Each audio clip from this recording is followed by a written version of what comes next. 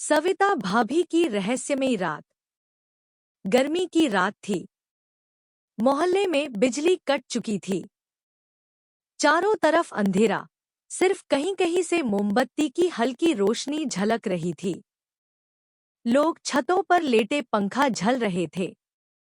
लेकिन शर्मा जी की बालकनी से आती हंसी कुछ और ही कहानी कह रही थी।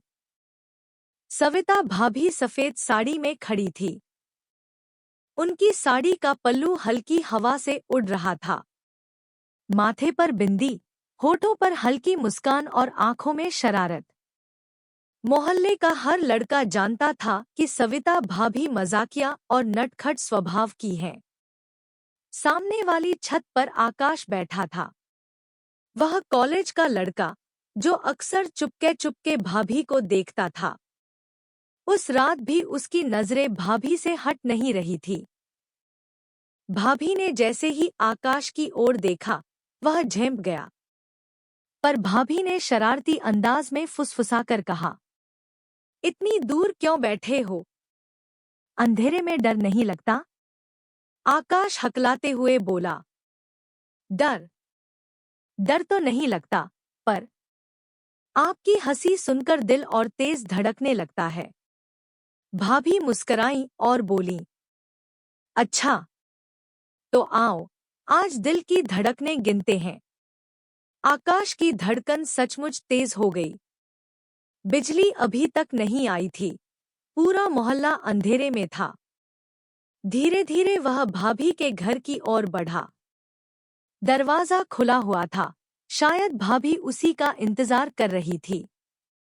अंदर मोमबत्ती जल रही थी। हल्की रोशनी में भाभी और भी रहस्यमयी लग रही थी। उनके चेहरे पर हल्की पसीने की बूंदें चमक रही थी। भाभी ने दरवाजा बंद किया और धीमे स्वर में बोली, अब बताओ, मुझे देखकर तुम्हें डर लगता है या नशा? आकाश ने धीमे स्वर में कहा, भाभी, आपसे नजरें हटती ही नहीं। भाभी हंस दी।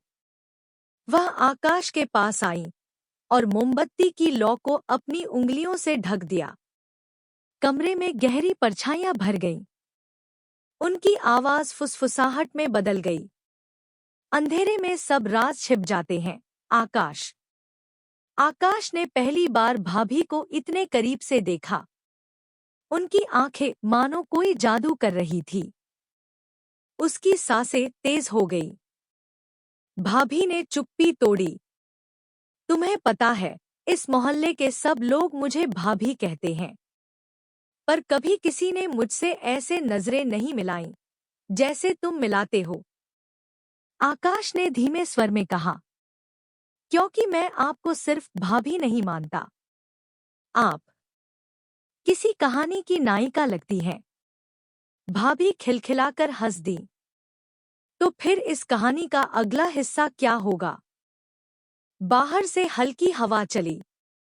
मोमबत्ती की लौ हिलने लगी। कमरे में साया और भी गहरा हो गया।